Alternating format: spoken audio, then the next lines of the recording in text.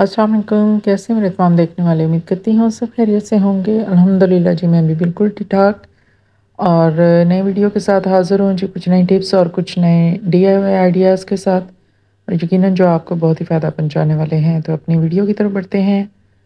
तो आज की मेरी पहली टिप क्लीनिंग से रिलेटेड है और यहाँ पे आप देख रहे हैं कि किचन कैबिनेट पे बहुत सारी ये चिकनाई और धूल मिट्टी यहाँ पे कलेक्ट हो चुकी है। तो आज मैं एक ऐसा क्लीनर आपको बताऊंगी कि जिससे ये मिनटों में ही ये चीज़ें साफ़ हो जाएंगी। और तो इस क्लीनर को बनाने के लिए हमें किसी भी ज़्यादा चीज़ों की ज़रूरत नहीं होगी, सिर्फ़ और सिर्फ हमें चाहिए होगा यहाँ पे विनेगर, क्योंकि ये विनेगर में ये सलाहियत होती है कि ये एक तो दाग धब्बों को भी दूर करने में मदद देता है, चीज़ों को साफ़ करता है, उसमें शाइन लेकर आता है। ये बर्तनों को धोने में भी हम इसका इस्तेमाल कर सकते हैं, बल्कि करते हैं। और यहाँ पे मैं सिर्फ़ और सिर्फ विनेगर के साथ ये क्लीनर बना रही हूँ। तो उसके लिए ये स्प्रे वाला पाइप लेना है और मेक श्योर कि ये अच्छे से वॉश कर लेना है, क्योंकि जब आप इसके अंदर लगाएंगे तो बाद में जो बाकी बच जाएगा उसको आप किसी और मकसद के लिए भी विनेगर को यूज़ कर सकते हैं। तो यहाँ पे मैंने इसका स्प्रे कर दिया है। मैंने इसके अंदर कोई चीज़ भी ऐड नहीं की है। आप अगर आपके पास कोई और क्लीनर ना हो और आपने इस तरह से जो चिकनाई वगैरह के दाग मिटाने हों, हटाने हों, तो आप सिंपल, अगर आपके पास ये विनेगर घर में मौजूद है तो आप इसके साथ भी बड़ी ज़बरदस्त किस्म की क्लीनिंग कर सकते हैं। तो यहाँ पे आप देख रहे हैं कि यहाँ पे मैंने सिर्फ़ और सिर्फ विनेगर का स्प्रे किया है और ये मेरे स्टोव यानी चूल्हे के ऊपर ये जो हुड स्टाइल बनी हुई है, तो इसके ऊपर बहुत ज़्यादा चिकनाई जम जाती है कुकिंग के दौरान। तो ये एक ही शावर के साथ सारी की सारी चिकनाई यहाँ से हट गई थी। यानी ये इतना इफ़ेक्टिव है, चिकनाई के दाग हों, दूसरे दाग हों या कोई और धूल मिट्टी जैसी भी हो, ये इससे रिमूव हो जाती है। आप डायरेक्ट स्प्रे भी कर सकते हैं और इस तरह से कोई डस्टिंग वाला कपड़ा लेके उसके ऊपर इसका स्प्रे करके भी आप यूज़ कर सकते हैं। और यहाँ पे मैंने जितने भी किचन के कैबिनेट थे वो इस विनेगर के साथ ही क्लीन कर लिए। और सिर्फ आप कैबिनेट नहीं साफ़ कर सकते, यहाँ पे आप देख रहे हैं कि ये फ्रिज है जिसको हम बार-बार जब खोलते हैं तो अमूमन इस पे काफ़ी ज़्यादा ये इस तरह के स्टेन आ जाते हैं। तो इसको साफ़ करने के लिए भी आप इसका यूज़ कर सकते हैं। यानी आप शाइन वाली सरफेस जैसे कि मिरर वगैरह हो या वैसे कोई विंडो ग्लास की हो, तो उसको भी इस विनेगर से क्लीन कर सकते हैं। तो उम्मीद है कि आपको ये वाली टिप पसंद आई होगी। अगली टिप की तरफ बढ़ते हैं और यहाँ पे मैं आपके साथ एक बनाने वाली हूँ ऑर्गेनाइज़र। और इस तरह से शॉपिंग बैग अक्सर हमारे घर में आते हैं जब हम शॉपिंग वगैरह करके आते हैं। तो वैसे तो हम इनका अमूमन यूज़ करते रहते हैं, इनको संभाल के रख लेते हैं, लेकिन आज मैं इसका क्या यूज़ आपके सामने दिखाऊँगी कि इसको किस तरह से हमें एक ऑर्गेनाइज़र के तौर पर भी यूज़ कर सकते हैं।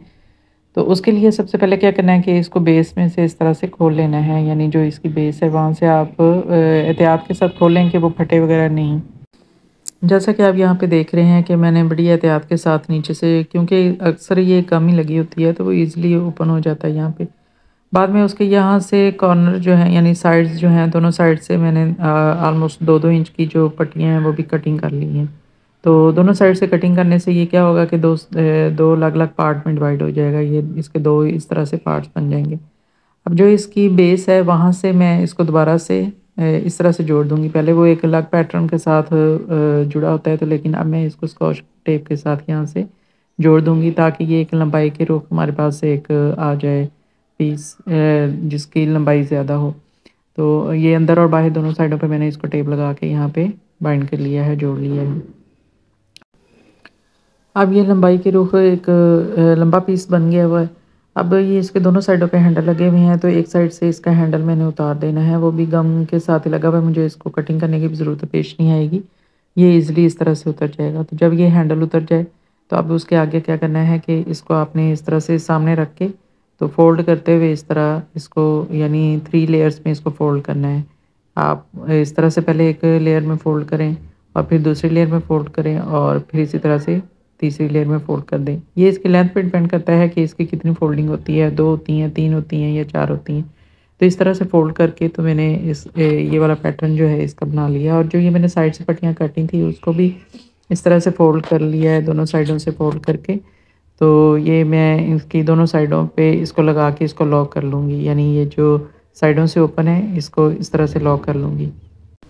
तो यहाँ पे मैंने दोनों साइड की पट्टियों को फ़ोल्ड करके और मेजर करके जितनी उसकी लेंथ बनती थी उस हिसाब से कटिंग कर ली है। और अब मैं इसको गम के साथ या ग्लू गन के साथ आपके पास जो भी चीज़ अवेलेबल हो उसके साथ इसको आपने लगा देना है। सबसे पहले तो ये जो मैंने चुनट्स डाली हैं यानी इस तरह से फ़ोल्डिंग की है, उनको आपने लॉक करना है ग्लू गन की मदद से ताकि वो ओपन नहीं हो। और दोनों साइडों पे ग्लू गन की मदद से ये मैंने करने के बाद फिर वो जो मैंने उसकी स्ट्रिप्स बनाई थी उसके साथ इसको मैंने साइडों से लॉक कर देना है।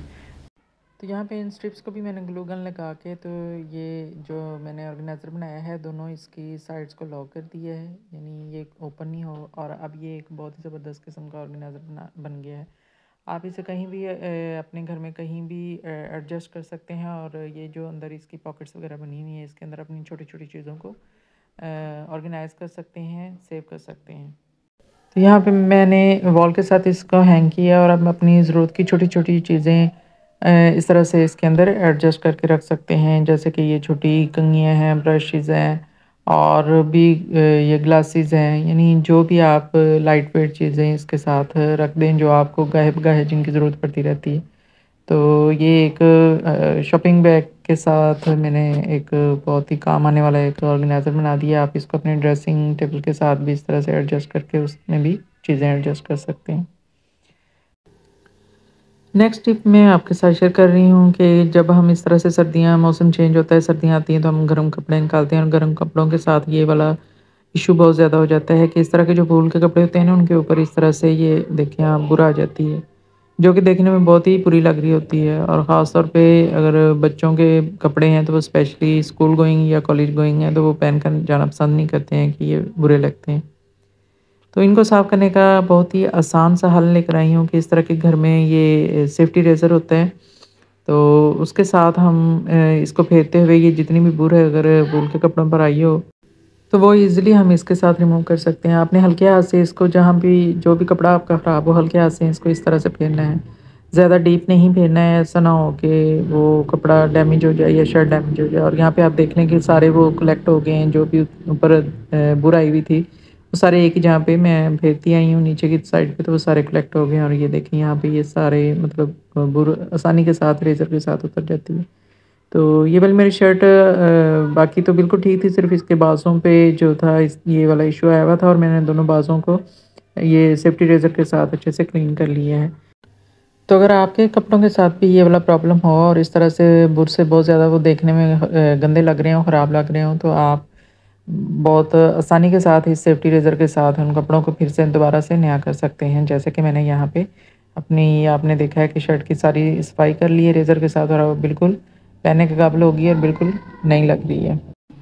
बढ़ते हैं जी अपनी अगली टिप की तरफ। और यहाँ पे आप देख रहे हैं कि मेरे पास ये एक शर्ट है। क्या होता है कि जब हम कपड़े इस तरह से संभाले हुए मौसम चेंज होता है निकालते हैं तो कुछ कपड़े ऐसे होते हैं कि जो कि बच्चों के लिए पहनने के काबिल नहीं निकलते हैं, छोटे हो चुके होते हैं, या कुछ शर्ट्स ऐसी होती हैं जो कि पुरानी हो चुकी होती हैं, बच्चे नहीं पहनते हैं। तो यहाँ पे मेरे पास भी एक पुरानी शर्ट है जो कि मेरे बच्चे नहीं पहनते हैं, तो आज मैं इसका इस्तेमाल करके एक बहुत ही ज़बरदस्त ऑर्गेनाइज़र बनाने वाली हूँ। और इस एक शर्ट की मदद से हम घर भर के जो कपड़े हैं वो इसमें महफूज करके रख सकते हैं। तो उसके लिए क्या करना है, शर्ट को मैंने कर लिया उल्टा और उसके नीचे वाला एक बटन जो था वो मैंने कर लिया है बंद। अब यहाँ पे नीचे से शर्ट की आपने बिल्कुल भी ना तो कोई कटिंग करनी है, यानी शर्ट को डैमेज बिल्कुल भी नहीं करना है काट के। आप इसको दोबारा रीयूज़ भी कर सकते हैं अगर कभी आपने दोबारा से किसी को यानी ज़रूरत हो इसको पहनने की, तो आप ये स्टिचेस खोल के तो इसको रीयूज़ भी कर सकते हैं।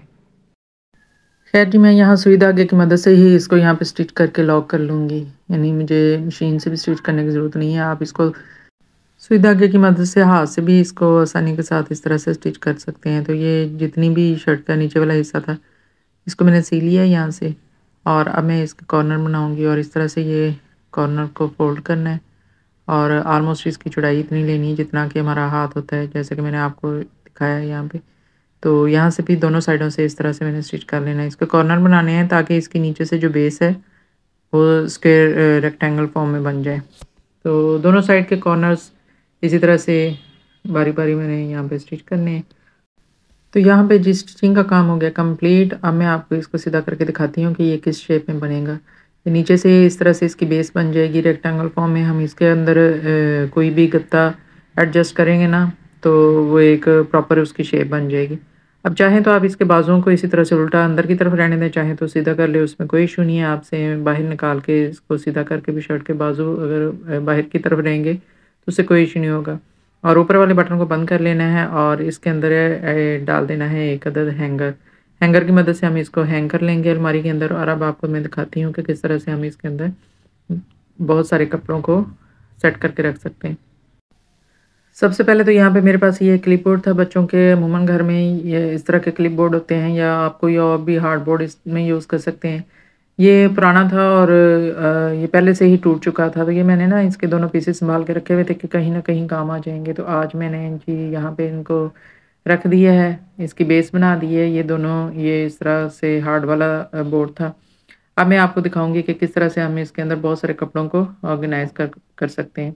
और ऐसे ऑर्गेनाइज़र की तब ज़रूरत पेश आती है जब हमारे पास ऐसी अलमारी होगी जिसमें हम सिर्फ कपड़ों को हैंग कर सकते हैं, साथ फ़ोल्ड करके रखने की स्पेस ना हो।